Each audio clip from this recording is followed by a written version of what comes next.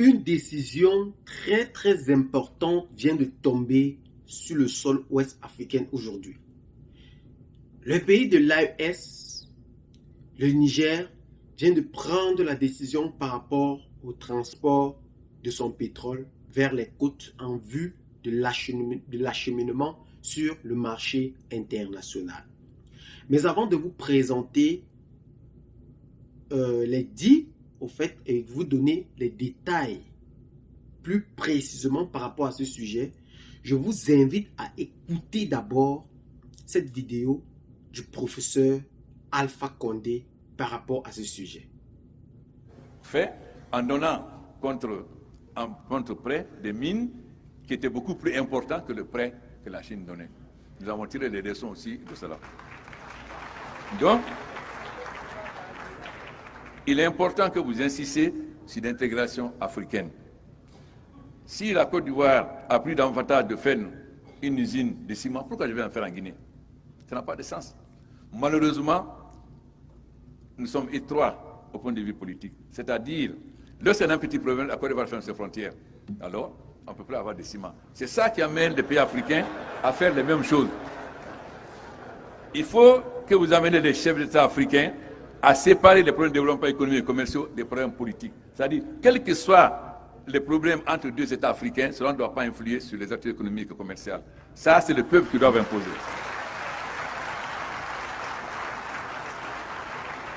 Mais ça, vous devez nous l'imposer. Parce que quand vous laissez entre nous, on ne le fera jamais. Il faut se dire la vérité, on ne le fera pas. Mais la jeunesse africaine va nous pousser aujourd'hui à le faire. C'est une jeunesse consciente qui va sur Internet, donc, qui sait ce qui se passe dans le monde. Voilà donc ce que je souhaitais vous dire, en souhaitant que... Alpha Condé prédisait déjà ces événements depuis lors. Il avait compris le système africain, que lorsque nous avons des petits mésentendus entre nous, politiques, c'est la population qui en subit. Aujourd'hui, le Bénin, qui devait faire partie des pays très ouf en termes de transport de pétrole et qui devait rapporter plus de 300 milliards de dollars d'une période de 20 ans au gouvernement béninois, vient en effet de rompre cela à cause d'un négo africain. Nous nous posons bien la question encore qui est celle de savoir pourquoi le gouvernement béninois durcit-elle beaucoup de temps vis-à-vis de son pays voisin, le Niger. Nous rappelons que ce projet de transport du pétrole quittant du Niger vers le Bénin avait été déjà signé avec le Tchad en vue de l'acheminer sur les côtes camerounaises pour son transport international. Mais le nouveau gouvernement en place a donc décidé de faire cela en transitant par le Bénin. Mais après la chute du gouvernement de Mohamed Bazoum, ces derniers ne cessent d'encaisser des coups vu ce nouveau gouvernement qui s'est installé en place. Le transport de ce pétrole ne cesse de causer d'énormes problèmes aujourd'hui entre le Niger et le Bénin. Le président béninois accuse le président de la transition nigérien de fermer ses frontières et qu'il ne pourra donc permettre la fermeture de ses frontières et accepter le transport du pétrole. Que si le gouvernement nigérien veut transporter son pétrole vers le Bénin, ce dernier sera aussi obligé à ouvrir toutes les frontières confondues. Mais le gouvernement nigérien en place accuse le Bénin de recadrer ou d'abriter chez eux des bases françaises. Et que si jamais ces derniers ouvrent la frontière dans sa partie nord, bel et bien, ceci engendrera une masse de déstabilisation du gouvernement. Parce que ces derniers n'attendent que ça pour exploser. Et que ça, c'est le secret que le gouvernement béninois et nigérien vient de mettre en place béninois et françaises viennent de mettre en place pour déstabiliser le gouvernement nigérien en place. Cet article donc a été détecté par le gouvernement nigérien qui ont donc décidé de fermer complètement leurs frontières. Malgré le ton qui ne cesse de durcir, les deux ont donc décidé de se séparer à queue de poisson. L'abandon donc de cette construction de pipeline avec cet oléoduc qui coûtait 2 fois plus cher que le projet de base qui était la transportation du pétrole nigérien dont il est devenu producteur de pétrole depuis 2011 à travers cet accord signé en 2012 par le gouvernement nigérien et le gouvernement tchadien et aussi le gouvernement camerounais. Le transport du pétrole nigérien vers le Tchad a une distance actuellement de 600 mètres carrés dont le gouvernement nigérien devra construire pour l'acheminer du côté du Cameroun. Le pipeline du Tchad-Cameroun, c'est 1500 km. Quittant du Niger au Cameroun, cela fera 2100 km.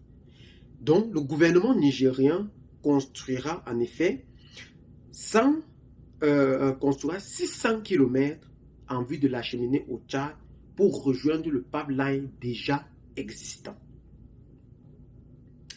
C'est un peu ça qui aujourd'hui le gouvernement en place a décidé de prendre donc en acte pour la construction de ce pipeline. Mais nous on déplore beaucoup cet acte. Pourquoi? Parce que on comprend aujourd'hui que c'est ton pays frère, c'est ton ami, c'est ton propre orteil, comme dit souvent un artiste camerounais qui perce ta propre chaussure. C'est ton orteil qui perce ta propre chaussure.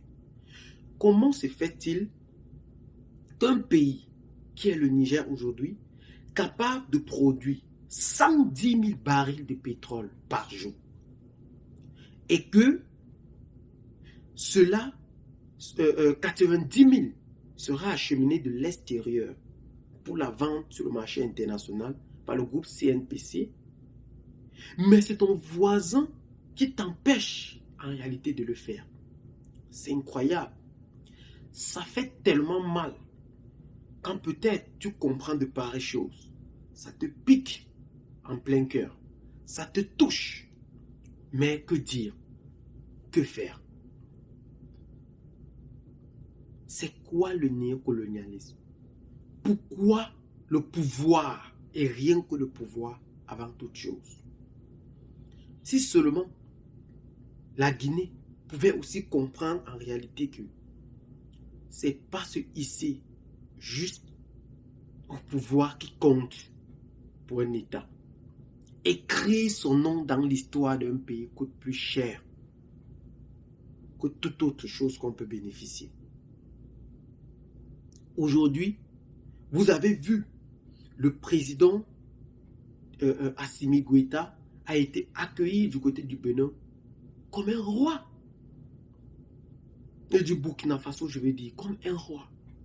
Vous pensez que un président quitte un pays frère, quitte d'un pays à un autre, mais il est accueilli avec tant de joie.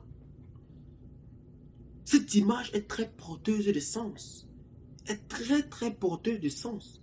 Elle dit en beaucoup de choses que nous ignorons.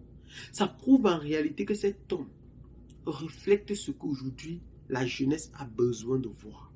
La jeunesse a besoin de savoir par rapport à son développement, par rapport à son arrivée.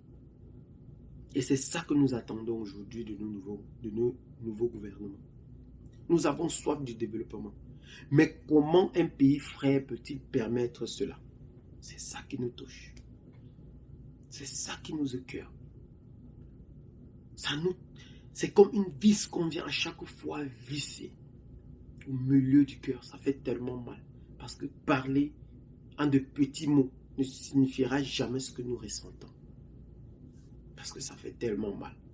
Si vous voyez ce gouvernement, a préféré prendre cette décision, c'est parce que c'est de trop. Vous pensez réellement qu'un gouvernement peut décider d'abandonner un tel projet avec une telle somme de dépenses pour la construction, juste par plaisir? Juste par plaisir? C'est parce que c'est de trop. La souveraineté de l'État pour le bénéfice de la population avant tout. Ouais, avant tout. Et c'est ce que nous avons besoin aujourd'hui. Ouais. Courage à ce nouveau gouvernement. Courage à tous ces œuvres. Courage à tout ce peuple nigérien qui aujourd'hui est en train de subir pour laisser une génération prospère. Merci encore une fois de plus et à très bientôt pour de nouvelles vidéos.